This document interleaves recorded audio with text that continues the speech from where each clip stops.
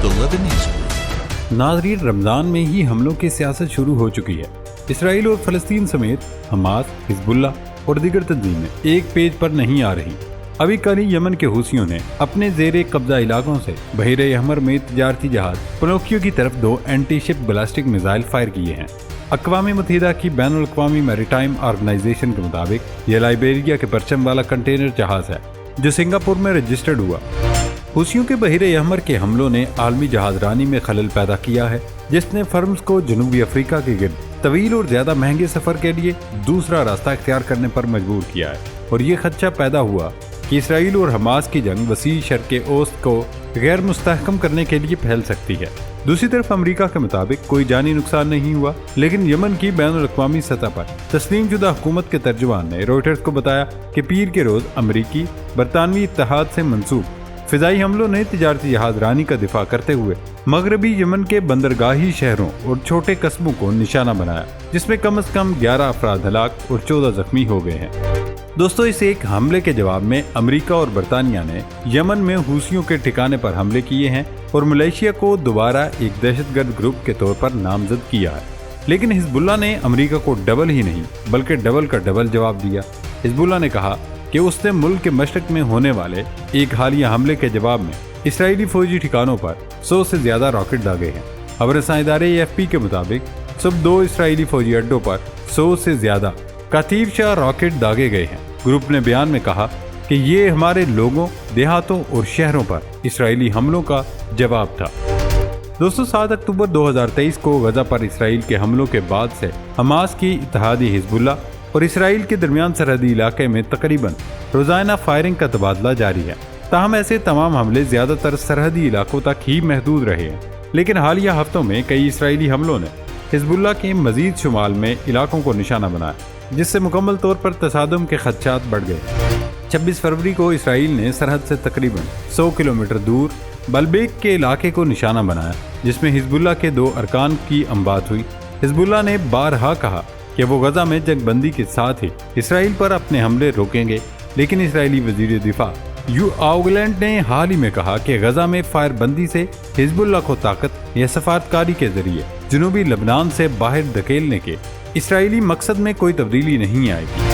ناظرین، ہم اسے حملوں کی سیاست اس وجہ سے کہتے ہیں کہ ایک طرف اگر امریکہ حملہ کرتا ہے تو حماس یا حزب اللہ 2 حملوں سے جواب دیتا ہے۔ اس لیے یہ حملوں کی سیاست اب ختم ہونے کی نام ہی نہیں لے رہی۔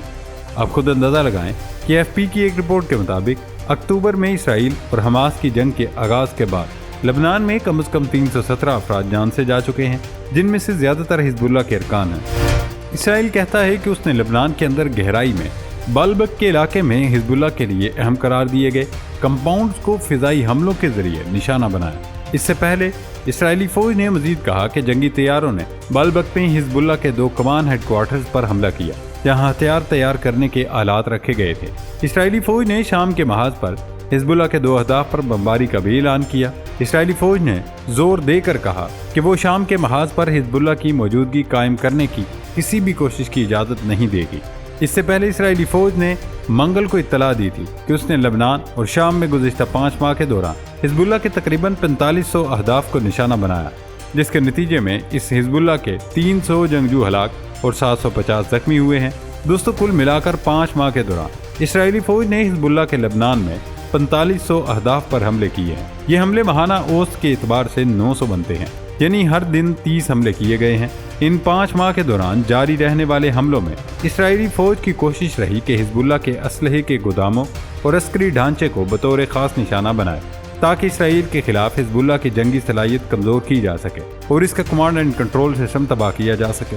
اسرائیل کی طرف سے جاری کردہ 5 ماہ کے جنگی حملوں میں کامیابی کو اس طرح بھی دیکھا گیا کہ حزب اللہ کے 5 سینئر کمانڈر ہلاک کر دیے گئے، نیز جنگجو 1 کے مختلف مراکز اور راکٹ و میزائل ٹیکنالوجی کے حوالے سے حزب اللہ کی صلاحیت کو نشانہ بنایا گیا۔ یہاں یہ بتانا بھی ضروری ہے کہ 7 اکتوبر 2023 کے اگلے ہی روز سے اسرائیل اور حزب اللہ کے درمیان لبنان اسرائیل سرحد پر جھڑپیں شروع ہو گئی تھی۔ یہ جھڑپیں تقریباً روزانہ کی بنیاد پر جاری رہیں، تاہم اسرائیل کا جانی نقصان بہت کم ہوا۔ اب تک اسرائیل کے صرف 16 افراد ہلاک ہوئے ہیں، جن میں سے 10 اسرائیلی فوجی اور باقی سویلینز تھے۔ اس کے مقابلے میں اسرائیل نے حملے بھی زیادہ کیے ہیں اور اس کے حملوں کے نتیجے میں لبنانی ہلاکتیں بھی کہیں زیادہ ہوئی۔ یہ مجموعی تعداد 319 ہے۔ زیادہ تر حزب اللہ سے منسلک جنگجو ہلاک ہوئے، جن کی تعداد 265 اور سویلینز لبنانیوں کی 54 بتائی جاتی ہے۔ تاہم عام لبنانیوں، خواتین اور بچوں کی ہلاکتیں بھی شامل ہیں۔ ناظرین، اس کے مقابلے میں امریکہ کے ساتھ اسرائیل کے مقابلے میں زیادتی ہوئی۔ 7 اکتوبر 2023 کو غزہ میں جنگ شروع ہونے کے بعد خطے میں کشیدگی میں اضافہ ہوا، لیکن اس دوران عراق اور شام میں امریکی اڈوں پر ایران نواز گروپوں نے 100 مرتبہ حملہ کیا ہے، جبکہ اس کے جواب میں اسرائیل نے ایرانی گروپوں پر 35 مرتبہ حملے کیے۔ شام کے بارے میں اقوام متحدہ کی انکوائری کمیشن نے انکشاف کیا ہے کہ غزہ پر حملے کے آغاز کے بعد سے شام کے اندر سرگرم 6 غیر ملکی افواج میں سے کچھ کے درمیان کشیدگی بڑھ گئی ہے۔ خاص طور پر اسرائیلی، ایرانی اور امریکی افواج کی وجہ سے تنازع بڑھ گیا اور شام کے بارے میں خدشات بڑھ گئے ہیں۔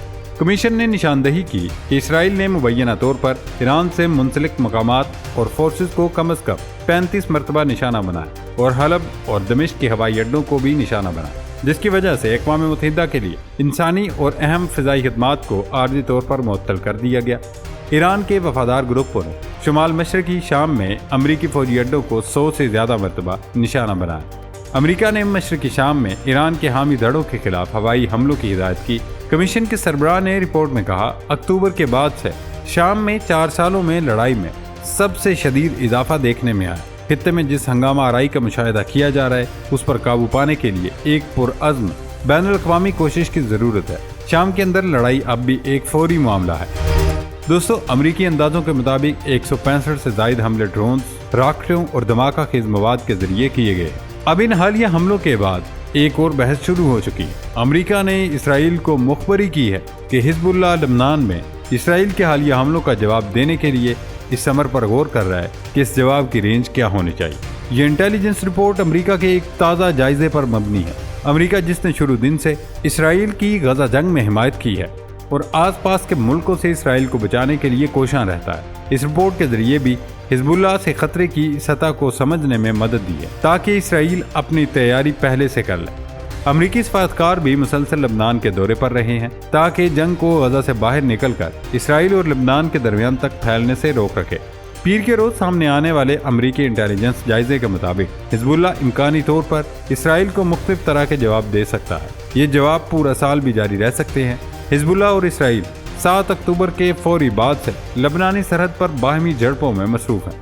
دوسری طرف امریکی انٹیلیجنس حکام نے 2024 کے سالانہ خطرے کے بارے میں کہا کہ حزب اللہ ایک وسیع جنگ سے بچنے کی کوشش کرتے ہوئے اسرائیل پر دباؤ بڑھا رہی ہے، جو کہ گروپ اور لبنان کو تباہ کر دے گی۔ اس لیے ہو سکتا ہے کہ حزب اللہ کی قیادت ممکنہ طور پر آنے والے سال کے دوران لبنان میں اسرائیل کی کارروائیوں کے لحاظ سے انتقامی آپشنز پر غور کرے اور اسرائیل سے تاریخی بدلہ لے۔ اس لیے اب یہ جنگ صرف اسرائیل اور فلسطین کی نہیں رہتی، بلکہ لبنان کا ایک بڑا حصہ اس میں باقاعدہ شامل ہو گیا۔ اللہ تعالی ہم سب مسلمانوں پر رحم فرمائے، آمین۔